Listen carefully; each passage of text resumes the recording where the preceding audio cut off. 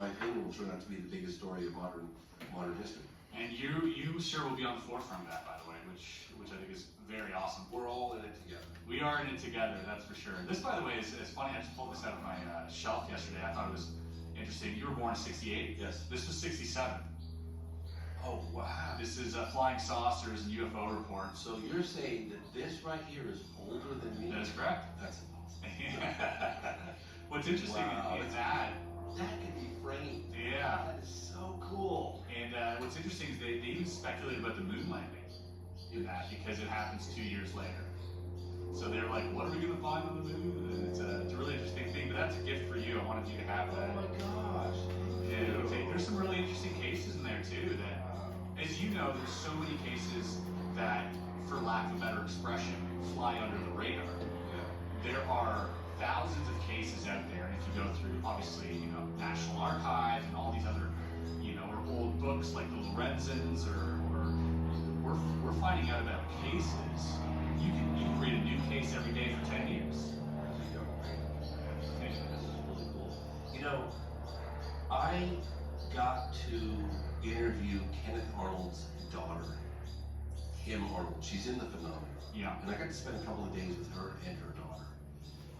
Story, she's like, oh yeah, my father was really, really famous. He was recognizable walking out on the streets, like everybody knew Kenneth Arnold. And he was going to go on just a little side story, but he was going to go on like a tour, he wrote a book, and he was going to go like do all these conferences, and he got a visit. And I was like, he got a visit? Really?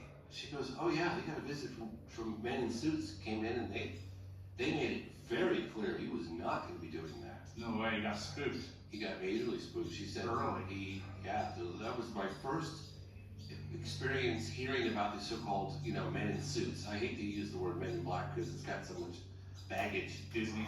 You know what I mean? Yeah. So I call it men in dark suits, Fair enough.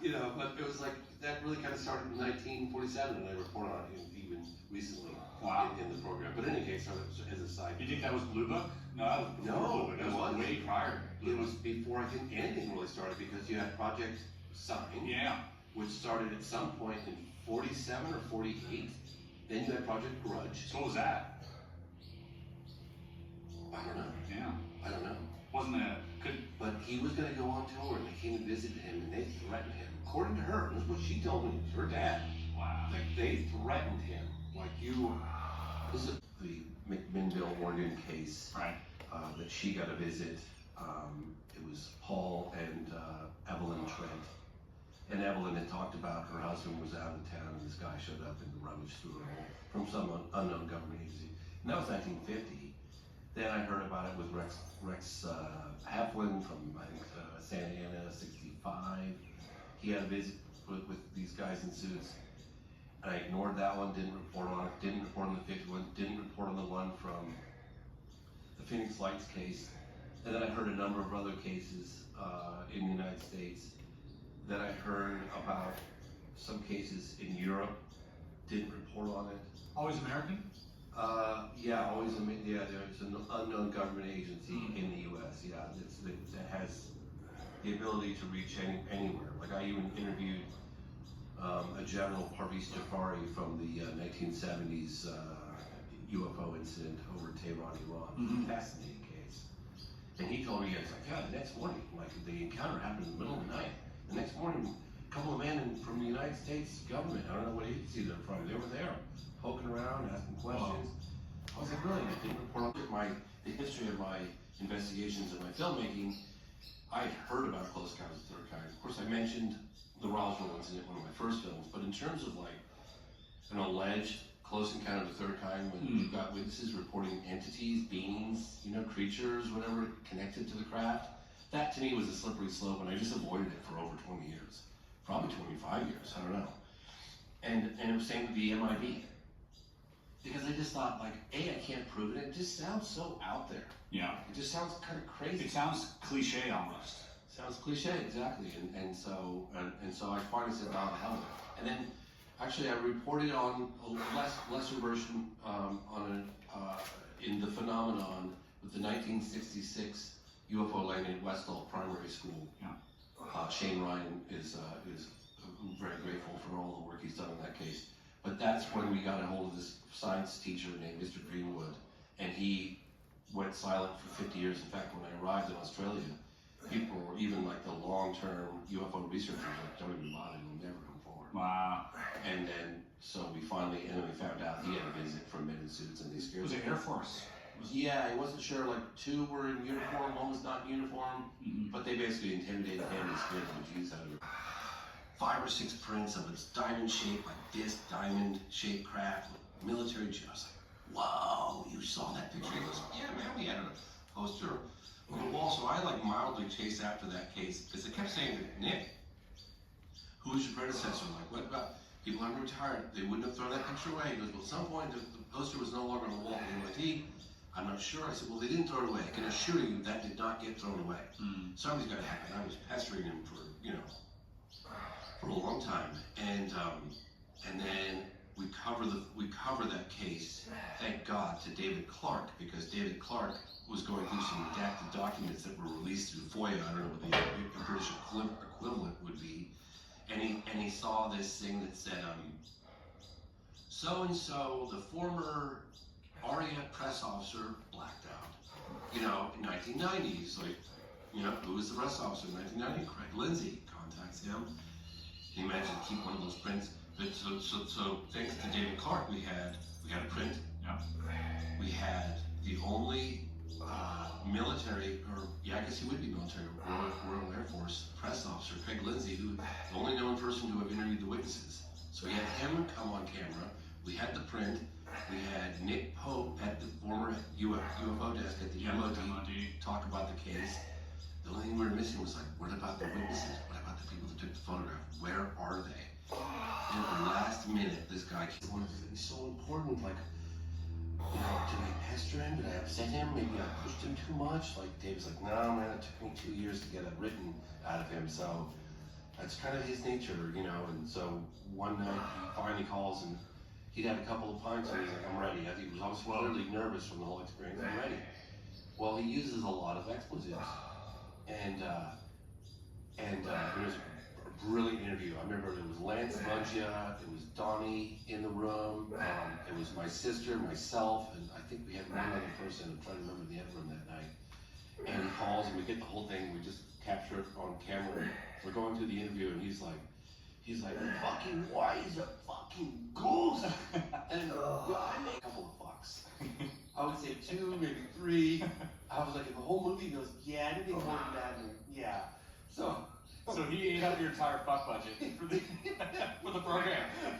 It was so funny. So I went into the sound engineer, this guy, Jim Propose, who's great, and Ben Zarai, and Ben's like, well, what's going on? I was like, well, you might have to beat, because I'm only really allowed just a couple of fucks, and this guy is, he's very passionate, and he's obviously been sitting on the story for a long time, and Ben's like, well, how many fucks are okay? Yeah. It was like,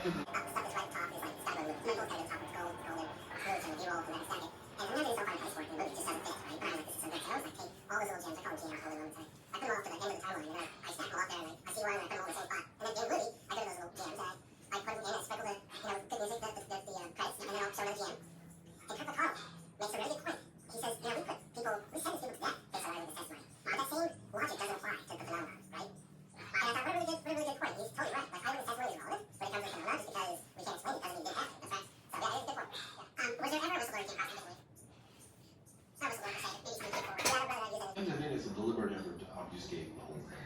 Yeah. Right? It's like the Holloman Lightning case, I'm convinced. And I think it was like probably 1964 is my guess on the date. I could be wrong, but I think it's 1964. And I was investigating a case, a lightning case in Socorro, New Mexico that also occurred in 1964. And Socorro was very close to Holloman, White Sands. And I'm investigating that case, and I was reading some articles by Corral Lorenzen, and led me to a documentary, UFOs Past, Present, and Future, with Alan Sandler and Bob Emenegger. And I was like, oh man, that case really happened. And then I came across some information, like there was a meeting with the president and all this other stuff, and I was like, well, that suddenly goes sideways. Not to say that it did or didn't happen, I don't know. I certainly started to believe that the landing case happened, and all of a sudden they're talking about meeting with presidents and all this other stuff. Yeah, words, you know? So I did that with Alan, and I said, okay, Alan, I asked him every possible detail you could have ever imagined, because I wanted to see that footage as best I possibly could. So I was like, let me get this straight. Alan, you're telling me that you saw the footage of the landing helmet? Yes. How did you see it? He said, Charlie pulled it out and showed me. I said, why didn't Eminator see it? He wasn't with me that day. Okay. So then what happened? He goes, well, he said it was like 3 discs at a high altitude, maybe 9,000 feet. And they were escorted by military jets. I don't know if he said 1 jet or multiple jets, I don't know. The 3 discs, I know for sure, I remember for sure. 3 discs coming in, and it's late afternoon. It's either early morning, late, I think it's late afternoon. 3 discs coming in at high altitude. They get over the base, 2 of them peter away, and then the 3rd one in the middle oscillates down, and he goes, Alan goes, yeah, I think he was in trouble because I investigated the Socorro landing case that happened in April 24, 1964, and with a police officer named William Zamora. I was really sticking my teeth into that case over a 5-year period. Now, all of it's just a stone's throw from Socorro, like as the crow flies. Well, I absolutely believed in landing the close encounter of the third kind in Socorro, which is one of the most well-documented close encounters of the third kind in U.S. history. Why not have and something similar at the base? Why not? You know, I have to be open to that. So I'm sitting there going, wow. So then I'm talking to Eminator about it. And Eminator, well, so I said, well, Alan, why didn't you ever tell Eminator? I actually have video of a phone call that I made. I have it somewhere. I should dig it up. Where I called. I was with Alan, and I called Eminator, or I was with Eminator and I called Alan, because I was like, why is it that you didn't tell the partner that you were doing the documentary with back in 1972 that you were shown the footage by Paul Charlotte? He's like, well, some men in suits showed up either later that day or the first thing the next day. Wow. A lot of people. A lot of people. That's like Roswell stuff. Oh yeah, Roswell. I was there filming in 1997 in Roswell. I was getting people talking about. I remember it because I was kind of new to it. I was only in it for a few years at the time. But the one distinct advantage I had going to Roswell for the 50th anniversary is A, it was getting a lot of attention in the media. B, if people were in their 20s during this experience, or maybe their 30s, they were in their 70s and 80s. Right? So they were still around. They're still there. I must have talked to at least 15 people, maybe 20, and a lot of them on camera. You know, just get them like, you know, just, this guy was like, you know, talking about the mayor, I think it was the mayor at the time. He said he was worried as a ghost. Saw some of the stuff, and he said that they not only threatened them, I've heard this from at least 10, maybe 15 people, that they were saying they're not only going to be picking my bones out of the desert, but your family's bones. That's what they told me. Do you think there's any clues to, this is something I've been researching recently, but you know, just on that you mentioned, that you touched on there, the threatening of the families and everything else, and the people who work for these legacy programs, do you think there's any validity to recruiting out of places like BYU and like? Yeah, I'm sure he did. Yeah, he also got a visit. He probably got a visit too, but he flew all around, and I was told that because if you look at that photograph, yeah, got that perfect diamond disc, right? And I was talking to Craig Lindsay, the RAF press officer, and I was like, what do those other 5 pictures look like? And he goes, James, they were so shocked, the witnesses were so scared when this thing was hovered in the air, they didn't know what the hell was going on. And they only got the courage up when the military jet came in. And what the military jet did, according to Craig Lindsay, who interviewed them and saw all the other prints, is that they took the camera up from under the bushes and they snapped 5 or 6 pictures as the military jet did a complete pass all the way around this disc, right? So whoever was flying that Harrier jet got a really good view. Best view. Got the best view of it. Flew right towards it and then flew around it. And then went back. So where's that radar data? Where's the visual, like, gun cam footage? Like, whoa, this case is just getting going here. That's some Independence Day stuff right So there. let's just say that he was in his 30s. Most fighting pilots are pretty young, right? So let's like that. Wow. And it still wasn't quite what I wanted it to be, but it was a lot better. And when I tried it again when I knew what I saw, sold it when I saw it was a 2-hour special to the History Channel. Again, broke, so broke, I could barely even afford to pay attention when I finished that one. I was so broke. And I remember my credit card was maxed out. I had like a $70,000 credit card debt. And I was barely making that monthly payment, right? And I mean, barely making it. I was getting my teeth when I was like 2 days late. And they jacked up my interest rate to double or triple, whatever it was. And I called the company and I was like, you guys, what are you doing? Are you trying to force me to like go belly up on this? And I was like, default on my loan. I said, I was barely making a payment rate. Why did you just triple, you know? So this was all going on. Kicking you while you're down. Yeah. Anyway, so I got kicking you while you're down. And I know what I saw sold. In my mind, I was like, it's not. You've always had that. You've always had that. I'm not done with this. Not satisfied. It wasn't like, you know, you have a concept in your mind is something that you do, whether it's a painting or maybe a studio space or maybe whatever project it is. You know, when you have that vision. And the woman, the teller was like, sir, you're at zero balance. I said, zero balance? I said, I made a deposit last night. I gotta be at zero balance. She's like, well, you made a withdrawal. I said, I didn't make a withdrawal. Anyway, so the like 3-year period where I didn't have a bank account. I remember I was making the phenomenon and people were like, dude, you can't make a move. You don't have a bank account? What are you talking about a bank account? How do you not have a bank account? What is wrong with you? You know? I was like, look, man, it is what it is right now, okay? I'm just getting through it. I'm doing the best I can, all right? That's relax. That is, remember people are worried. that's 10 years ago? Like, what is that? Like a little over 10 years ago. Oh Yeah. my god. Yeah, isn't that crazy? That is crazy. Yeah. All right, I got a few other questions here I want to get to before we get into some like. My favorite color is blue. Okay. Sorry.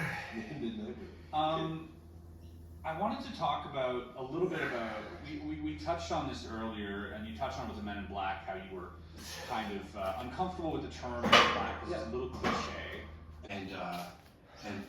But so we were like, oh my god. So, you know, we're hours outside of Sao Paulo, and he's driving around, and I'm like, dude, you need to get to someplace secure and back that thing up immediately. I was like, you're driving around for 4 days in the air? No, like this could be the biggest. So this is happening, and so it's encrypted, and we're trying to get it like nobody can do it in that area. So we just drive back to Sao Paulo, and we're having like high-level technicians costing a lot of money, like the salaries for a lot of people for a whole month is to do a deep dive in the drive. We were pretty convinced that we had because we knew beyond a shadow of doubt that this guy. Is one shot. According to all the doctors in the country, all the doctors in the all the doctors that saw it. It saw footage, described it. And so we were overwhelmed with excitement, as you can imagine. Got the whole thing encrypted and it wasn't there. So, but that led to, we thought we had it. We really did. We are. So, but that led to there are other individuals that we need to go see that live a couple hours away from where that happened. And so they were quite close. We know, according to all these doctors who shot it, who had it, for sure, and they had a heart attack and died suddenly. So that footage is somewhere. That he showed the photograph to him. And then I spoke to the individual who allegedly has the photograph and got this individual to describe what the photograph showed. And we thought we were going to get it that day. We didn't, but again, this is an ongoing thing. But we said it was one dead and one alive, and that there were a number of firemen in the photograph posing with whatever they were in the background of the which aligns with some of the research that we've done in terms of like how, because there were a couple of captures. There were probably more than that, maybe 5 or 6, but we only really have 2 good solid leads on maybe 2 or 3 of the captures. One was with military police officer Rocco Chirizi and the guy driving the car, Eric Lopes, and then there was another. Capture from the fire department, with like yeah, like news stuff, catching all that, did that, and we talked to one of the individuals who was involved with that operation, and then there was another one that said that the end might have been shot. So you heard people guys gunshots a lot in some of the clearinghouse on the forest areas. So that was like 3. I think we reported on 2, maybe we reported on 3. But there was some evidence from some of the research we talked to, indirectly the same with Rodriguez and Pacini, that there were up to 5 entities that were captured. But again, I don't know. We only have solid data on 2 or 3. What alive aliens want from the whole world number. It's impossible. You dismissed it. I dismissed it for 10. Don't even look at it. Being someone who's already done documentaries Yes. on UFOs, Yes. you dismissed it. Absolutely. Okay, so you can understand how a skeptic might. Absolutely, yes, absolutely. So, I started looking into it maybe 2011, and in 2013 I got an interview with Marco Leal with a Air Force general by the name of Jose Cal- is it Jose Calvez? Yeah, Jose Calvez. Air Force Brazilian. Sat down interview, and there are a lot of cases. There goes Colares that happened in the 70s. There's the Knights. She goes, can you get a couple of people who were part of the task force party in the government investigation? Two primary targets was Brenda Logan and this guy, Kirk McCall. And Kirk McCall investigated, never really prior to the other thing was I mean, he really put a laser on the from 2017 to 2020. And he, I'm sorry, it's not what it's he had the state opportunity to sit down with so-called first time people who talk about that and they first testified under oath. Well, I haven't even checked the groceries yet. You're already out some stuff. That are working on everything else. Like that, right? I said, can you describe what it was like to sit in that room and like listen to someone that you believe was directly working on alien technology? Can you put me in that fucking, please? Describe the atmosphere. What was it like? Did you look in the eyes of the senators? And he was like, wow, you know, and then he put us in the room. It's all on tape. You can look it up on the Reddit. I actually put it on my ex as well. Highly advised. So, I'll Go see the put a damn clip of it here, but go watch this in its At James C. Fox, that's how I know Twitter, and go watch that damn thing, because my god, that's one of those moments. And he pushes the room and tells us what the atmosphere felt like. It's a very, tough thing to get your mind around. And to be confronted with it, you know, coming from another person who you find credible based on their credentials and their clearances and their background and all that, you know, it certainly, it makes it hard to go to sleep at night, you know, for a good while.